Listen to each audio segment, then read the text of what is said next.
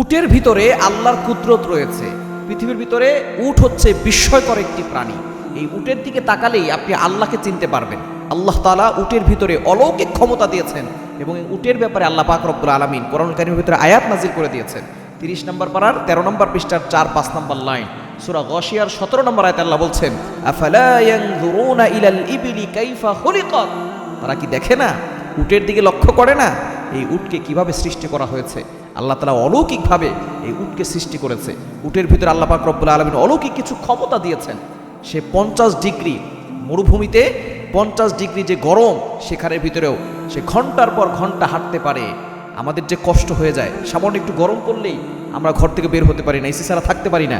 কিন্তু উটকে আল্লাহ তাআলা এমনভাবে সৃষ্টি করেছেন, ঘন্টার পর ঘন্টা চলে যায়, তারপরও দেখা যাচ্ছে সে মরুভূমির মাঝখান থেকে হাঁটতেছে, চলতেছে, তার মালিকের কথা সে শুনছে।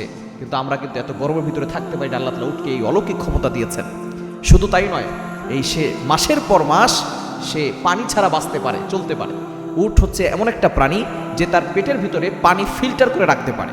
জ্ঞানী মাজিদের আপনি কল্পনা করতে পারছেন? উট যখন পানি খায় 1 মিনিটে 20 লিটার পানি পর্যন্ত খেতে পারে এবং সে সেটাকে তার পেটের ভিতরে জমা করে রাখে। যখন তার পানি লাগে তখন সেখান থেকে পানি কিছু বের করে সে খায়, আবারও সে পানি সেখানে জমা করে রাখে। সুবহানাল্লাহি ওয়া বিহামদি। আল্লাহ তাআলা কি কুদরত এই উটের ভিতরে দিয়েছেন। শুধু তাই নয়, আমাদের চোখের পাপড়ি হচ্ছে একটা করে, তাই না? উটের চোখের পাপড়ি 2টা করে।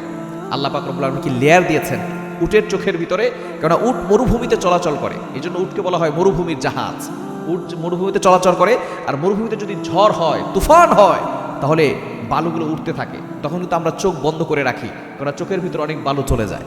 কিন্তু উটের ভিতরে আল্লাহ তাআলা এমন নিয়ামত দিয়েছেন, উটের লেয়ার হচ্ছে চোখের পাপড়ি 2টা, একটা বন্ধ করে রাখে আর একটা খোলা রাখে। সেই খোলাটা দিয়ে সে দেখতে পারে।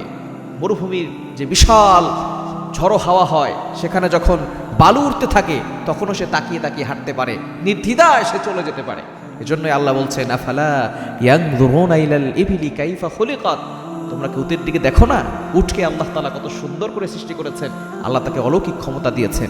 এই প্রাণীটার ভিতরে আল্লাহ পাক রব্বুল আলামিন এমন শক্তি দিয়েছেন, সে মানুষের বোঝা বহন করে। শত শত কেজি সে ভারী বোঝা বহন করে দূর দূরান্তে চলে যায়। সুতরাং এই উটকে দেখে শিক্ষা নিতে হবে। উটের দিকে তাকালেই রবকে চেনা যায়, যে রব উটকে সৃষ্টি করেছেন। আফালা ইয়ানজুরুনা ইলাল ইবলি কাইফা খুলিকাত। তারা কি দেখে না উটের দিকে লক্ষ্য করে উটকে কিভাবে আল্লাহ সৃষ্টি করেছেন? এই উটের গোশত আমরা খেতে পারি, আবার উটের দুধ আমরা খাই, আবার উটের চামড়া দিয়ে আমরা বিভিন্ন ধরনের পোশাক তৈরি করি, আবার অনেক সময় জুতা তৈরি করি।